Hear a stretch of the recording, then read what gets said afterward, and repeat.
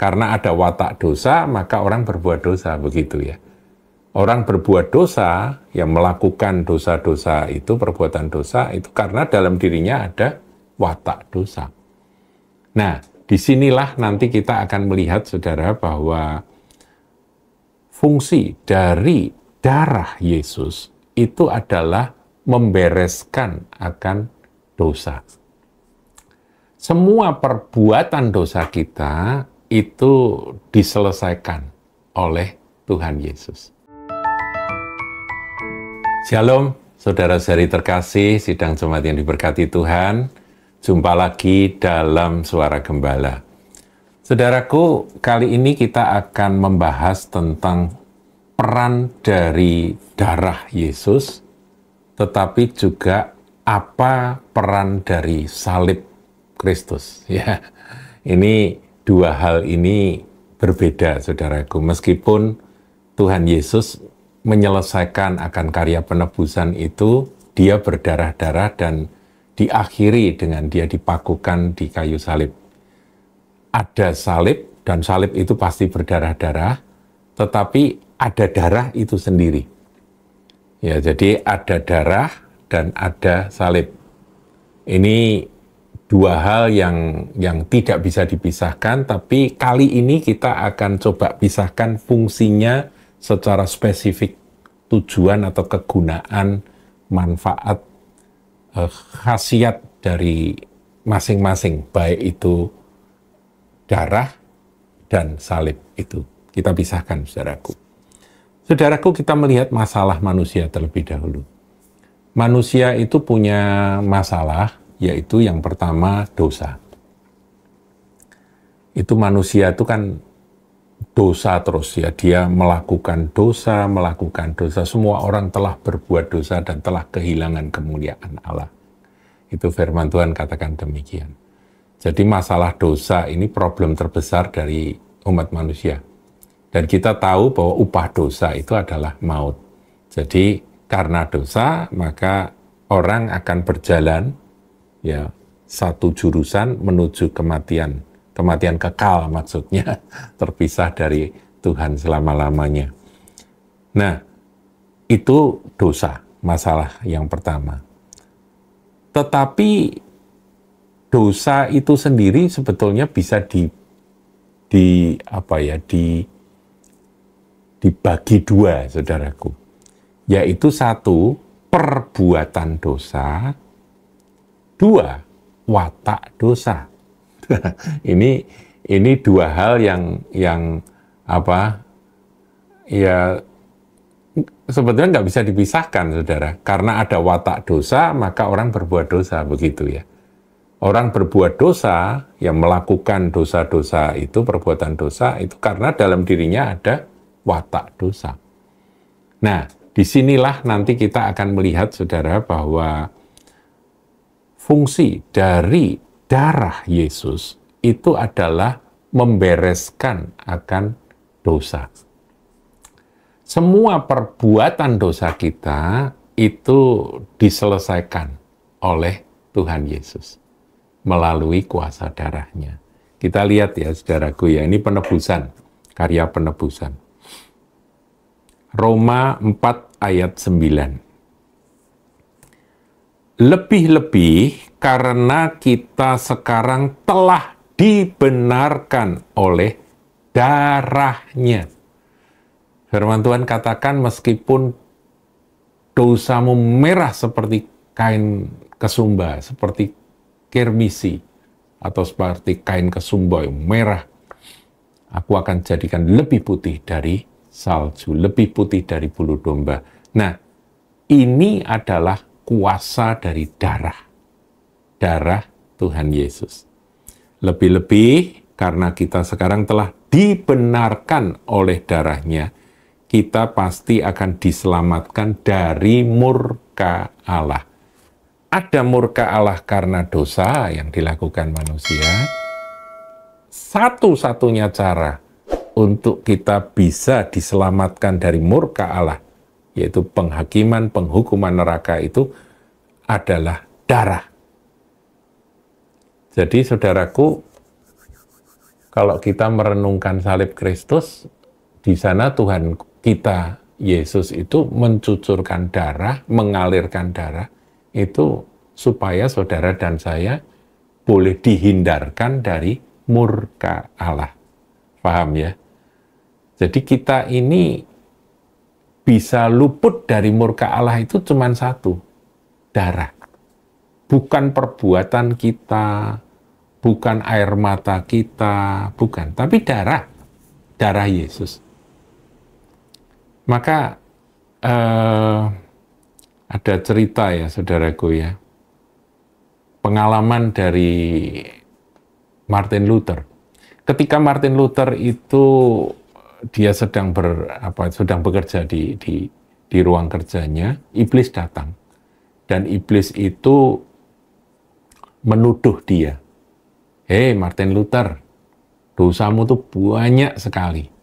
Kamu pernah begini kan, pernah memikirkan yang nggak benar kan, pernah berpikir kotor, kamu pernah berbuat ini, berbuat itu." Diingatkan semua, saudaraku. Dan menurut kisahnya, Martin Luther menulis semua yang diingatkan oleh iblis itu. Tapi kemudian dia mengambil tinta, dan dia menuang tinta itu di tulisan itu, dan berkata, darah Yesus telah menghapus semuanya.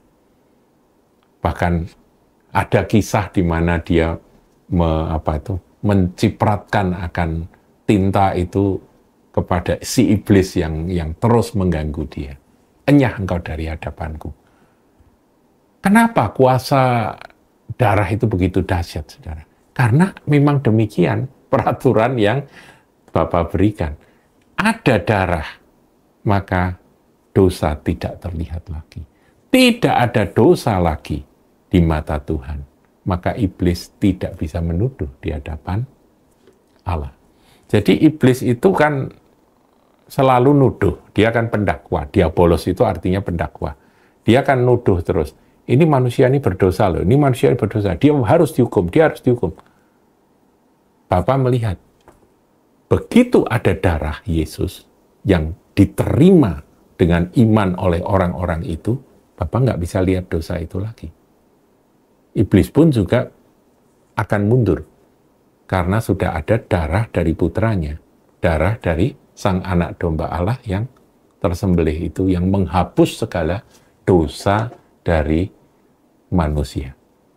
Jadi segala dosa-dosa manusia itu diselesaikan oleh darah Yesus.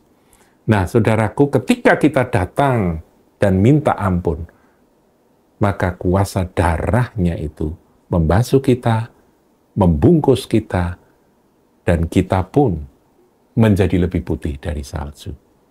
Dosa kita sudah terbasuh bersih. Nah, ini harus kita pahami terlebih dahulu di satu sisi tentang kuasa darah. Nah, sekarang bagaimana dengan watak dosa? Nah, ini lain ya, saudaraku ya. Ini saya catat di sini. Setelah kita ini menerima akan pengampunan, setelah kita ini berani menghadap kepada tahta hadirat Bapa karena darah dari Tuhan kita Yesus Kristus yang melayakkan kita itu, kita bersyukur, kita senang karena semua dosa-dosa kita sudah dihapuskan, sudah disalut, sudah ditutup, di-cover oleh darah Yesus. Tapi, kenapa kok ada dosa yang kita buat lagi? Nah, akhirnya seorang Kristen itu mendapati bahwa di dalam dirinya itu ada masalah. Masalahnya bukan dosa-dosa yang sudah dia perbuat, itu sudah selesai, sudah diampuni. Tapi dia produksi lagi, saudaraku. Karena apa? Karena di dalam diri manusia ini ada yang namanya watak dosa atau tabiat dosa. Nah, watak dosa atau tabiat dosa itu ilustrasinya begini. Seperti kita menghancurkan akan botol-botol minuman keras ya. Toko-toko botol minuman keras sudah disapu bersih. Sudah tidak ada lagi botol-botol minuman keras dan isinya semuanya sudah hancur karena itu merusak masyarakat begitu. Tapi selama pabriknya masih ada dan belum selesai, nanti suatu saat dia produksi lagi, saudaraku. Begitu ya. Narkoba juga demikian. Narkoba kan sama saja. Narkoba ditangkap sekian kilogram, sekian kuintal narkoba. Wah, suatu tangkapan yang besar. Para bandar-bandarnya, penyelundup-penyelundupnya sudah tangkap, sudah cukup mati. Tapi kenapa narkoba tetap ada terus, saudara? Karena produsennya tetap ada. Pabriknya belum tutup, saudara. Nah, watak dosa itu seperti itu, saudara. Kita ini produsen dosa. Karena di dalam diri kita ada watak dosa. Nah, watak dosa hanya bisa ditanggulangi. Perhatikan, bukan dengan darah. Tapi ditanggulangi dengan salib Kristus. Nah, makanya Tuhan Yesus itu ngajari kita sepanjang kita berjalan mengikut Dia, kita harus terus-menerus memikul salib. Menyangkal diri, memikul salib, mengikut Dia. Karena apa? Karena begitu kita melepas salib, maka watak dosa itu akan berkuasa lagi. Dan kita pun akan berbuat dosa lagi. Kecuali ada salib. Nah, salib itu memang dahsyat, saudaraku ya. Makanya di dalam Roma pasal yang ke-6, kesadaran bahwa kita ini telah turut disalibkan bersama Kristus itu harus terus kita ingat. Di dalam doa-doa kita terus mengingat, istilahnya mengingatkan diri kita sendiri. Hei, kamu sudah disalibkan bersama Kristus. Gitu ya, dikatakan di situ. Karena kita tahu bahwa manusia lama kita telah turut disalibkan supaya tubuh dosa kita hilang kuasanya, agar jangan kita menghambakan diri lagi kepada dosa. Jadi manusia lama kita yang berwatak dosa itu di dalam iman harus kita akui dan kita sadar, ya kita sadari itu sudah tersalib.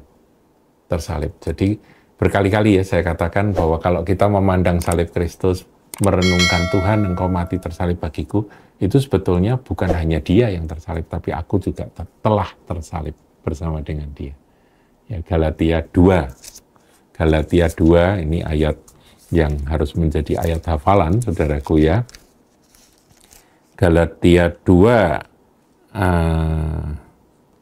ayat 19b. Aku telah disalibkan dengan Kristus. Ini harus jadi iman kita. Firman ini katakan, aku telah disalibkan dengan Kristus. Ini kuasa salib yang menyelesaikan bukan masalah dosa, tapi watak dosa.